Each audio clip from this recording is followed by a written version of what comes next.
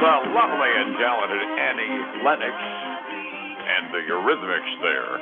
Hey, good morning. This is the Early Morning Show. I appreciate you being here. We're at 8:42 now. Advisory services offered through Second Half Financial Partners, LLC, an SEC-registered investment advisor. The opinions voiced and information provided in this material are for general informational purposes only and are not intended to provide specific advice or recommendations for any individual. To determine which investments are appropriate for you, please consult with a financial advisor. Second Half Financial Partners, LLC does not provide tax or legal advice. Please consult your tax or legal advisor regarding your particular situation. Your particular situation looks kind of interesting right now because the markets have no idea which way they're going. Time to check in and find out what's going on Wall Street with the help from Philip Statler from Statler Financial Services in downtown Sebring. Philip, good morning. How you doing today? Hey, good morning, Dave. I'm doing pretty well. It is, but the markets just can't quite decide what they want to do. We got some up, kind of a wild ride yesterday. It was a wild ride yesterday. I mean, there was like an 800-point swing on the Dow during the day, and your point's taken. We don't know what we're doing, do we? It looks that way. I mean, I'm looking at what the markets closed at yesterday, and we had more up indexes and down indexes, and the Dow wasn't down much, $17. I mean, that wasn't even a tenth of a percent. So yeah, that wasn't bad. And everything else, though, Dave, was in pretty good territory. The big winner, though, is the Russell, up almost 1% yesterday, closed at $2,520. I think part of that might have been, Russell being up is the indication that the techs are driving the market still, like I said. But I was looking at the recovery on the major indexes and thinking, okay, nobody said anything important in China or about China yesterday, so it was relatively predictable. That's the way the morning started, and then we just started selling all the way through the day. About the time the Federal Reserve's beige book came out at 2, we were below the flat line, and then just suddenly rose back up again. And the data coming out of the Federal Reserve that they're pretty well stuck using for a meeting in a couple of weeks, they all gave more indication that Jay Powell's dovish attitude toward interest rates might very well stick for the entire Fed, because indications are the employment market is softening. Big surprise there. Nothing new on that except for the fact that the beige book gives more reason to look at more interest rate cuts 2 weeks from now. I wonder if it's going to change the odds of a half-point cut. That would be interesting, wouldn't it? Yeah, and I always stand on the notion that, remember that the economic measurements that they take and the economic decisions they make on interest rate cuts are one thing, but what the larger size cuts communicate is almost more important. And I really don't think a half-point cut would communicate what the Fed would want to communicate to the markets, especially given the fact that we've got a little bit of travails going on with the little government shutdown thing we're worried about too, right? Well, and they still have one more meeting, right? I mean, they have this meeting, but they still have one more after this. So that gives them some latitude. They could do a quarter and a quarter, still get their half a point in before the end of the year, but not telegraph that they think there's some issues. And that would be my concern, the telegraphing more than the actual economic decision-making that they're making. But it was a roller coaster ride yesterday. That's for doggone sure. Speaking of the shutdown, it's got my fear and greed index bordering now, getting close to extreme fear. They set an all-time record for call options on Friday. We had a big sell-off on Friday. Over 100 million call options, most of them selling the dip based from amateurs instead of from the pros. It wasn't the pros that were doing this. It was the amateurs that got adventurous and started buying options, and they got scared and sold the market down even further than it already was. I think we're starting to run the amateurs out of the market. That FOMO figure that you always refer to, I think we just ended up having some chickens come home to roost. What do you think? Well, it's hard to say yet, Dave, because we bounced back for the most part yesterday, and and today is looking pretty green as well. So I'm not sure. Maybe we shook some of them out, but maybe the rest of them are going to stay and just take some protection through the options market. Now, I got to believe that a lot of them, the ones that didn't get out, are taking an awful lot of Rolaids and Tums right now with roller coasters like we had yesterday, right? Just to increase the sale of Rolaids and Tums among the amateurs, I've got one columnist that said that he's increasing the odds that the government shutdown could last all the way into November. That would mean the government employees would actually miss at least two and maybe three hard paychecks. The electronic funds transfer date for the first payroll that they actually missed was last Friday. The checks themselves, for people that got hard copy checks out of the government, was yesterday. Next one will be on the 24th for EFTs and the 29th for hard copy checks. I don't think anybody looks forward to missing two full federal payrolls, do you? No, that's going to start to put some pressure. And actually, Besant actually warned yesterday, economy could bleed billions. I'm sorry, not millions, billions, as the government shutdown cuts Americans' muscle. It's kind of cutting their legs out from underneath them, not getting a paycheck from from the government. You think about all the people that is, and what keeps our economy going, Dave? Spending money. And those Absolutely. people don't have any money to spend. When you So take what's going to happen? take 750,000 or a million employees and say, guess what? Either you're not working, you're laid off, but one way or the other, you aren't going to get paychecks. That becomes a measurable sized impact on the GDP. Somebody was saying like 0.15% on the GDP for every day or week that the government shutdown continues. I mean, keep in mind who the biggest employer in the country is. It's not Walmart, it's the federal government. Yeah, exactly. And so this is definitely now we're 16 days in. It's one payroll through, and we managed to pay the military, but I don't know, can they do that again? Do they have the funds to do it one more time? That's a big question mark.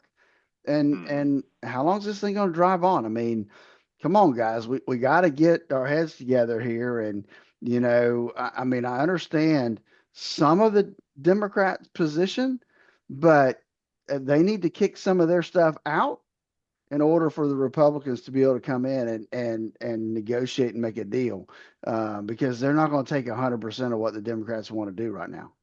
Absolutely. I've been talking about this, especially when I've been solo while you were out. There's two different measures the Democrats are insisting on. One of them, I suspect the Republicans would probably do because it's in their political interest to keep people happy at least through the midterm elections, and that's the Obamacare exchange tax credits that reduce premiums out of pocket. But the other one is a Medicaid expansion that's kind of a poison pill to a lot of the hardliners on the Republican side of the fence. And somewhere down the line, one of those two has got to get a focus group that says the public's blaming you, and they got to get back to the table because right now they aren't even talking. They're just taking the same vote over and over again. It keeps failing. Nobody's moving, and both of them seem to be hardening their positions. And it's why I don't like either party at this point in time. And I suspect more people are moving to my point of view the longer this stuff goes on. Well, I saw, and I don't know who did the survey, but I saw some survey numbers. I think it was yesterday, and it Hmm. was like 39% of the people blame the Republicans, 36% of the people blame the Democrats, and 20% of the people blame everybody. I'm in the 20. Yeah, me too. I think they're both full of hooey. Talking about earnings reports, because there's nothing out of the government. We are promised a CPI reading this month, one way or the other. Then they start considering that vital because that's going to determine the Social Security cost of living increase for next year. But the rest of the government is giving us nothing. On the other hand, it's earnings season, and we've got a few financials that are still reporting. What's that broker on the on the Schwab ads always ends up the ad Schwab. Did they do okay? Schwab did do okay this last quarter. They beat their estimates by 10 cents a share, came in at $1.31. Revenue was about 100 million more than expected. So some good news there. They saw total client assets increase by about 17% year over year. And so they're getting a nice little boost today, up 3.1%. Cool. Yeah. So another one that we have is I didn't mention this one to you, Travelers, big insurance company. Yeah. They are had a mixed third quarter results. It looks like they beat on earnings substantially. I mean, they came in at $8.14 versus $6.35, so huge beat. But their revenue was about almost a $500 million less than expected. And so that's got travelers trading down about 4.1% this morning. Gosh, I'll bet you there's a premium increase coming through for Travelers Insurance. What do you think? That could very well be. It's looking that I way for can sure. I can do arithmetic. I can figure that junk out. Then we had JB Hunt, big trucking company, hauls your stuff from port to distribution centers. So they had a good quarter as well. They beat by 30 cents a share, came in at $1.76. Revenue was basically in line, up just a tad about more than what was expected. And so they're trading up huge this morning, Dave. They're up almost 14% this morning. Wow, a transportation stock doing well. We haven't Yeah, had a not lot of we sure. haven't had a lot of those lately. No, not sure what's going on there. I mean, what else was in their report, right? I mean, yeah, Yeah. they beat, but it wasn't significant. So there must be something else in there that catching everybody's attention. Um, so United Airlines, they they kind of missed some of their third quarter numbers.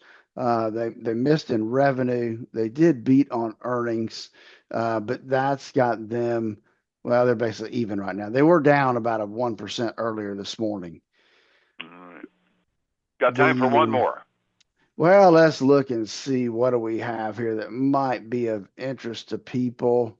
Taiwan Semiconductor came out. I don't have all the numbers. I know their profit surged like 39% from a year ago, and that they are making some noise in the AI market. Continue to have some positivity on them. They're up about 2.3% this morning. I just had something come across my ticker. Nestle.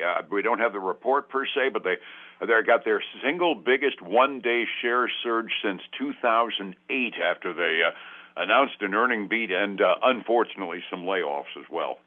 Mixed bag yesterday midday, but we ended up net positive, which is a little drop on the Dow.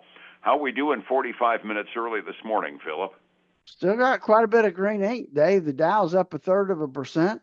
The S&P 500 is up a 0.5%. The Nasdaq 100 is up almost 0.75%. And the Russell's right there too, up about 0.5%. On the other side, oh man, silver is jumping, buddy. Up 1.4% over $52 right now to $52.08 an ounce. Gold's up another 1.2%. That's $4,252 an ounce. Crude oil is up 0.5%, but down from yesterday, $58.54 a barrel right now. Ooh, let's just keep going down. I like that number. Looking across the ponds, the Asian Rim market was an interesting mix. The mainland Chinese markets, on balance, were off. They're still nervous over there. Almost everybody else is up. South Korea was up by 2.5%. Japan up by 1.25%. On balance, the Asian Rim wasn't bad. Europe is kind of looking at us and saying, well, they're not talking about European trade. We're happy, so they're generally up. Average European index is up by about 0.5% halfway through their trading day today. Getting my retirement together counts for a lot. Getting together with you can help my retirement plan count. How do I find you for that duty, Philip? Then give us a call at 863-382-0037 for a 30-minute phone call where we'll make sure that they're on the right path to the retirement they always dreamed of. If not, we'll give them some suggestions, maybe some areas we may be able to help them, but definitely worth a 30-minute phone call to answer questions they may have. And then join us this weekend for the Statler Financial Radio Show, 6 a.m. and noon on Saturday, 10 a.m. Sunday morning on Highlands News Talk, 7:30 a.m. and 95.3 FM.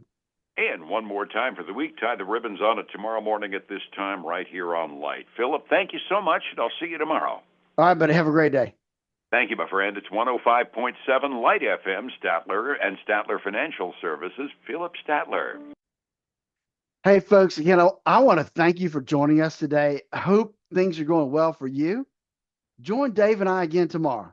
Same time, same place. Until then, have a great day. Bye now.